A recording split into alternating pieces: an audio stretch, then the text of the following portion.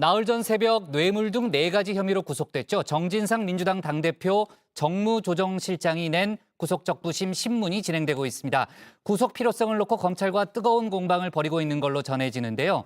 오늘 밤 12시에는 핵심이자 대장동 팀 김만배 씨가 석방됩니다. 먼저 풀려난 유동규 전 본부장 또 남욱 변호사처럼 폭로전을 벌일지에 관심이 쏠리고 있는데요. 지금까지 취재한 바에 따르면 일단은 말을 아낄 분위기입니다. 관련 소식을 유한울 체커가 정리했습니다. 네, 5시 하면 다정회 정의원들의 뉴스 큐레이터 울체커입니다. 수요일의 뉴스픽 5 바로 시작하겠습니다.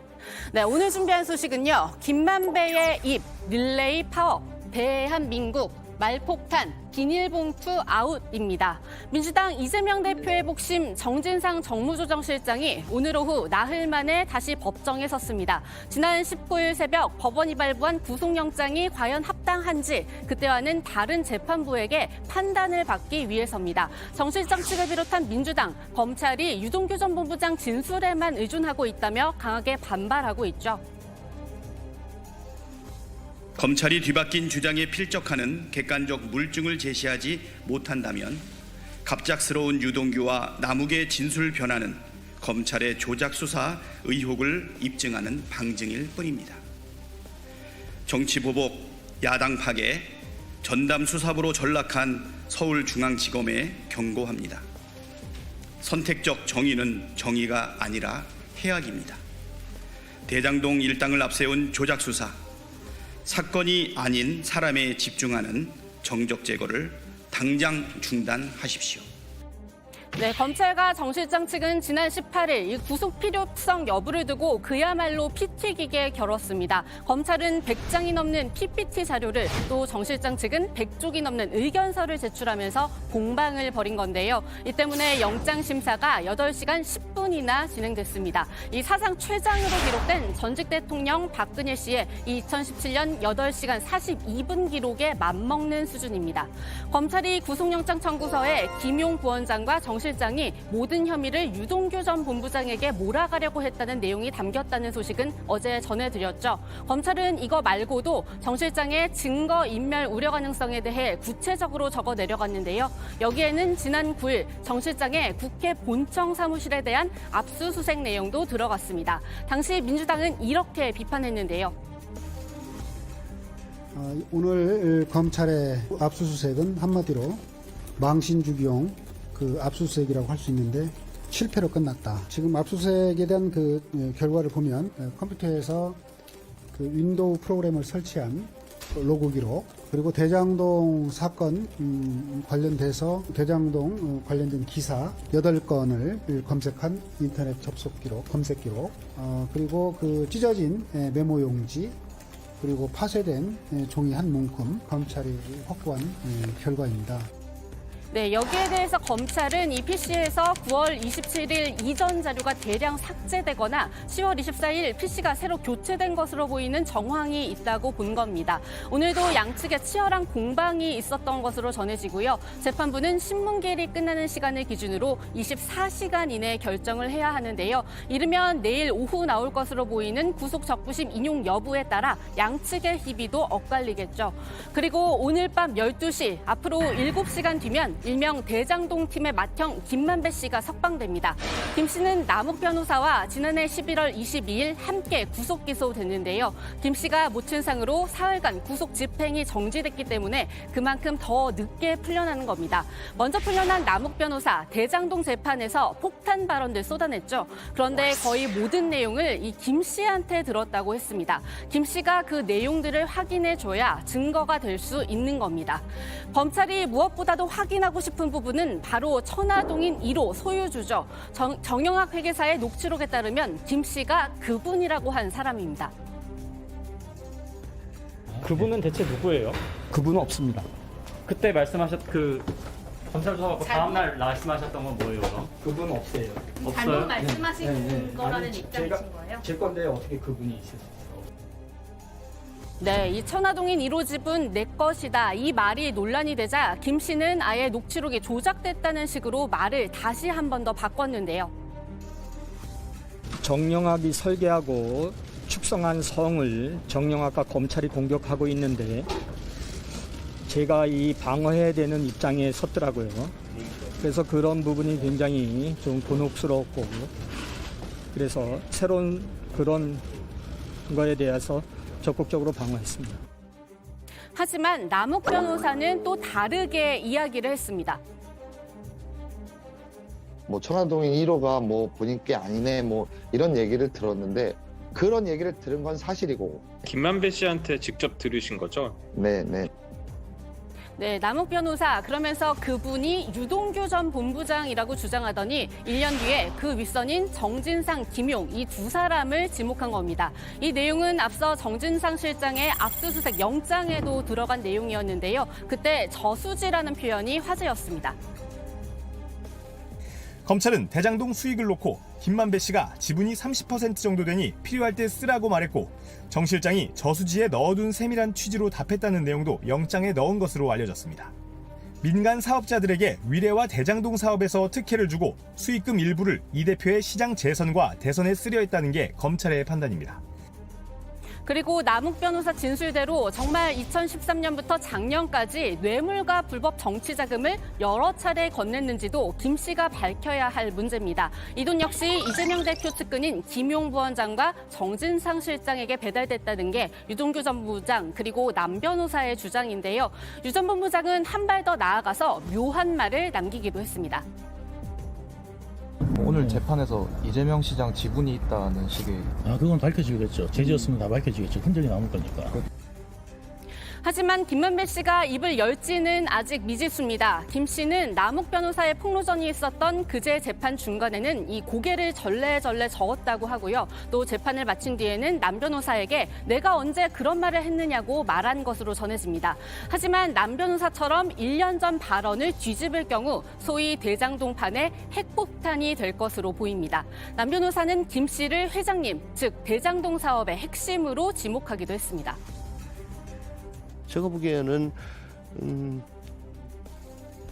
유동규나 남욱 이 두 분보다 김만배 씨가 과연 입을 여느냐, 열면 어떤 식으로 여느냐가 뭐 굉장히 중요할 것 같습니다.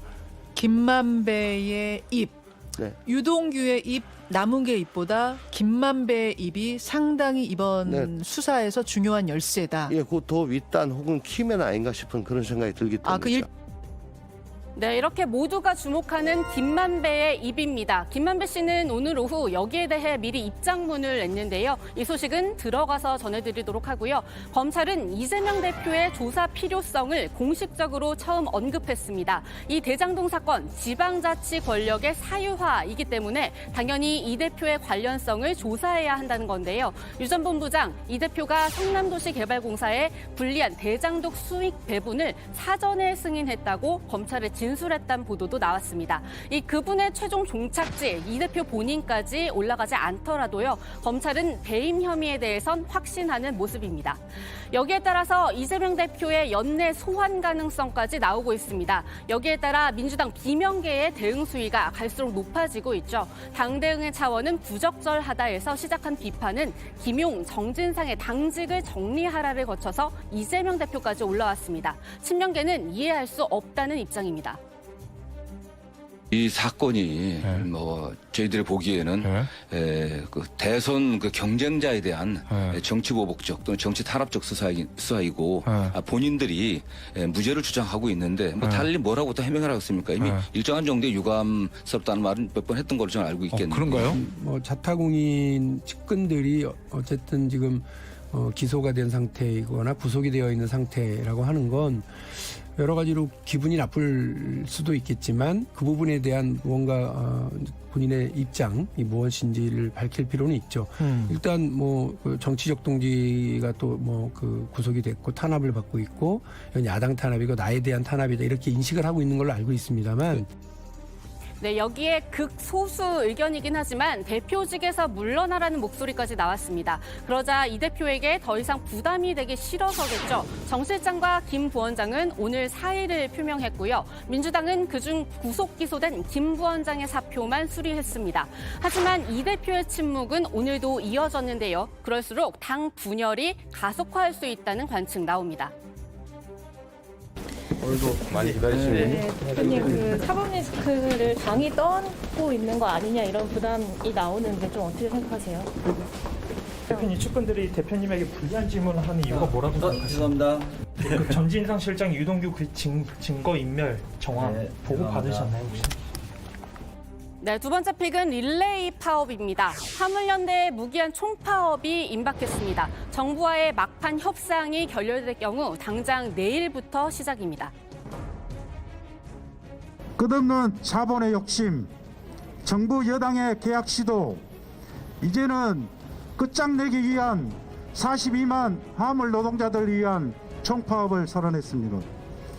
기름값 폭등, 물가 폭등, 벼랑 끝 화물 노동자들의 죽음의 사슬을 끌어내는 끝장 투쟁을, 그리고 안전 문제를 없애면 대한민국의 물류가 멈춘다는 것을 이번에 보여주겠습니다. 네, 핵심은 안전운임제입니다. 이 안전운임제, 화물 운송 노동자가 생계를 이어가기 위해 이 밤생 이동 같은 과로를 하거나 과속하는 걸 막기 위해 최소한의 운송료를 보장하는 제도입니다. 그런데 한시적인 제도라서 연말에 없어지는데요. 화물연대는 6월에도 이 문제를 해결해달라면서 파업에 들어갔고 정부와의 협상 막판에 가까스로 타결됐습니다. 안전운임제의 지속 추진에 대해 합의하였습니다. 안전운임 적용 품목 확대에 대해 논의를 이어가는 것에 대해서도 합의했습니다. 하지만 그 뒤로도 5달 동안 사실상 손을 놓고 있었던 정부 그리고 국회입니다. 그리고 화물연대가 다시 총파업을 선언하자 급하게 3년 연장안을 내놨는데요. 화물연대는 이 안전운임제 연구 시행 그리고 적용 범위 확대를 요구하며 거절했습니다. 그러자 강경 대응으로 맞서는 정부 여당입니다. 정부는 현장의 요구에 귀 기울이며 대화하되 법과 원칙을 어기는 행위는 어떠한 경우에도 용납하지 않겠습니다. 불법적 운송 거부나 운송 방해 행위에 대해서는 일체의 관용 없이 모든 조치를 강구하여 엄정하게 대응하겠습니다. 이 밖에도 노동계의 본격적인 겨울 투쟁, 이른바 동투도 예정돼 있습니다. 25일에는 학교 비정규직 노조가, 뒤이어 서울교통공사 노조와 철도 노조가 무기한 총파업에 들어갑니다. 여기에도 강경 대응 예고한 정부인데요. 이 셧다운 위기 어떻게 헤쳐나갈지 지켜봐야겠습니다. 네, 세 번째 픽은 대한민국입니다. 내일 저녁 서울 광화문 광장에 붉은 물결이 돌아옵니다. 서울시가 붉은 악마의 거리 응원을 승인한 겁니다. 서울시는 앞서 종로구청이 내세운 조건을 잘 이행해달라고 했는데요. 붉은 악마 측도 의지를 다지고 있습니다. 원래 대한민국이라는 나라는 이렇게 안전하고 대규모의 인원이 모여도 사건 사고 없는 그런 안전한 대한민국이라는 다시 한번 우리 국민들 스스로가 그렇게 자부할 수 있게끔 서로 위로를 해주면서, 그리고 앞섰던 참사들도 기억을 하면서 다시는 이런 일들이 발생을 하지 않았다. 그러면서 우리만의 응원과 문화로 이런 대규모 참사라든지 여러 가지 사고가 발생을 했을 때 위로를 하는 것도 어떤 한 방법이지 않을까. 서울시와 경찰도 만반의 준비를 하고 있습니다. 서울시는 공무원 270여 명을 투입해 비상 상황에 대비하고요. 경찰도 현장에 약 600명을 투입해서 안전 관리에 나섭니다. 그 밖에도 전국 12곳에서 거리 응원이 펼쳐지는데요. 응원 나가시는 정회원분들, 첫째도 안전, 둘째도 안전 꼭 기억하셨으면 좋겠습니다. 네, 다음 픽은 말폭탄입니다. 김여정 북한 노동당 중앙위원회 부부장이 말폭탄 담화문을 냈습니다. 유엔 안보리가 북한 ICBM 발사 문제를 논의한 걸 규탄한 건데요. 위험성 짙은 군사 연습들과 과욕적인 무력 증강에 대해 외면하고 거기에 대응한 우리의 불가침적 자위권 행사를 거론한 것, 명백한 이중 기준이라고 했습니다. 이 한미 훈련 등을 거론한 거죠. 미국 유엔 대표부는 이 훈련을 방어 연습이라고 반박했습니다. 김 부부장은 또 중국, 러시아에 막힌 이 우리나라와 미국 등 서방 국가의 장외 공동 성명을 놓고도 겁먹고 지저대는 개에 비유하지 않을 수 없는 광경이다. 이렇게 맹비난했습니다. 네, 오늘의 마지막 픽은 비닐봉투 아웃입니다. 내일부터 편의점에선 일회용 비닐봉투를 무상은 물론 유상으로도 제공할 수 없습니다. 또 식당에서 종이컵이나 플라스틱 빨대를 사용해서도 안 되는데요. 다만 1년 동안은 계도 기간을 운영합니다. 이 기간 동안 단속 및 과태료를 유예한다고 해서 이 일회용품 규제 안 지켜도 된다는 말은 아니라는 점 기억해 주시면 좋겠습니다. 네, 오늘의 뉴스픽은 여기까지입니다. 들어가서 원픽 뽑겠습니다. 뉴스픽 5였습니다.